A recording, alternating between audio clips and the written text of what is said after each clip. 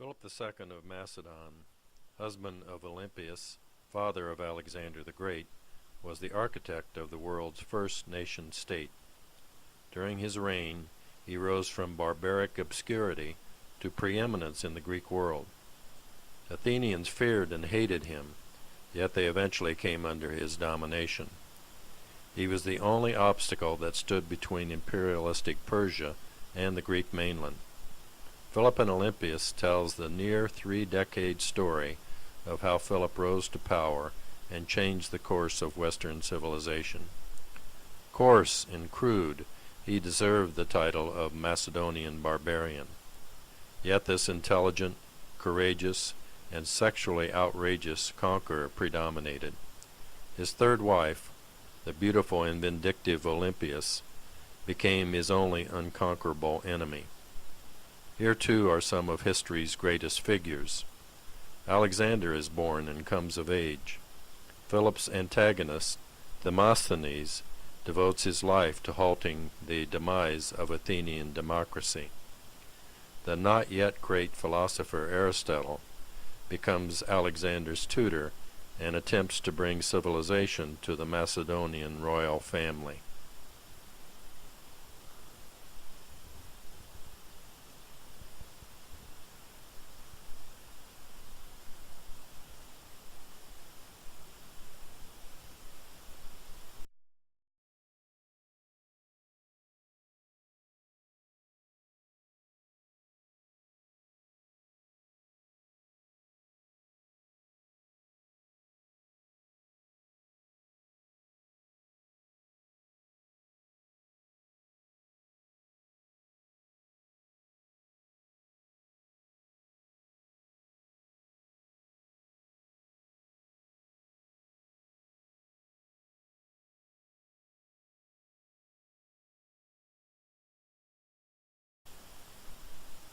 This image is of Olympias, Queen Olympias in middle age.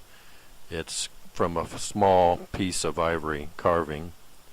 In her youth, Olympias was a ravishing beauty, and Philip was stricken with her, not so much out of love, but as a lustful adventure.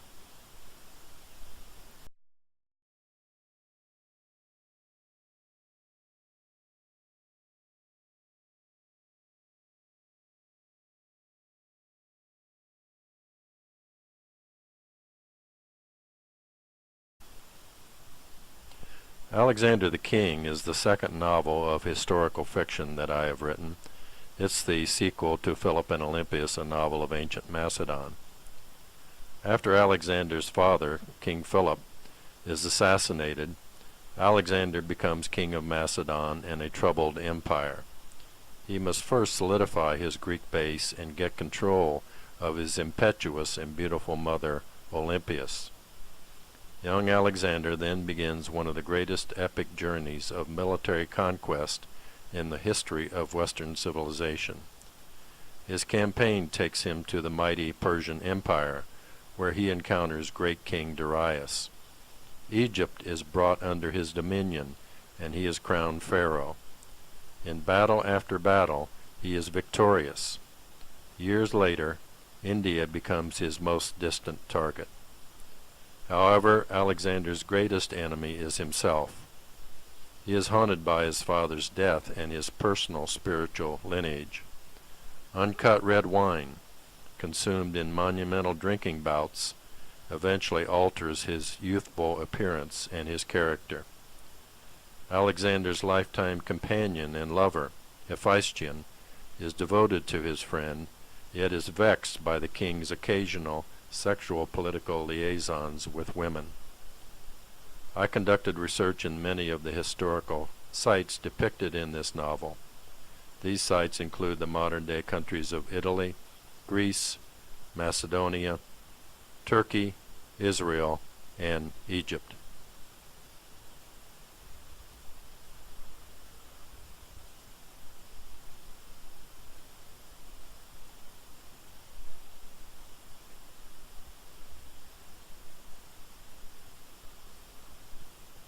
This bust of Alexander shows him much younger. He was a schoolboy studying with Aristotle at Macedon in the famous gardens of Midas. An older depiction of Alexander. This bust stands outside of the new library at Alexandria, Egypt. It's of the Pergamon school. This is Hephaestion, Alexander's lover and companion. When Hephaestion died about a year before Alexander's death, he was distraught and could not be controlled for a day upon end. The famous Battle of Isis mosaic at the National Museum, Naples, Italy. The smaller figure on the left of the mosaic is Alexander.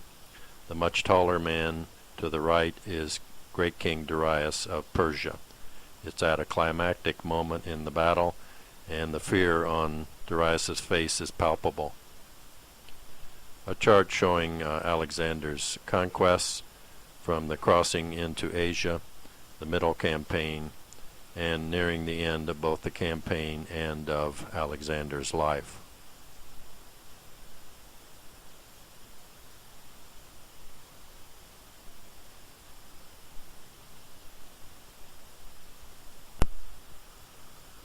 This is a bust of Aristotle.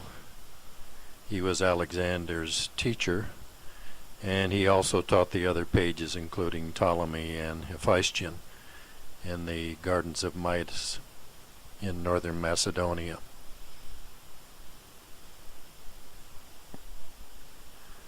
A statue of Demosthenes in Copenhagen. I took this picture on a trip there some time ago. This is Pella in northern Macedonia. This was Philip's capital, and most of the treasure was taken by the Romans, so little is left there today. In 1995, I visited the Greek National Museum in Thessaloniki, Greece, and one can visit the museum and see Philip's bones there, as well as a golden treasure taken from his tomb site some years ago.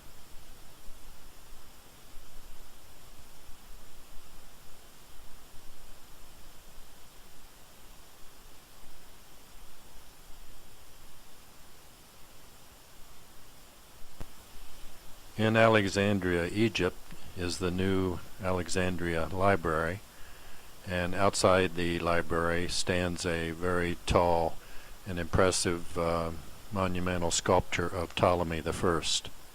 He formed a dynasty of his own in Egypt, and years later that dynasty ended with the famous Queen Cleopatra. I lecture occasionally in the Mediterranean on cruise ships about my 2 books of historical fiction.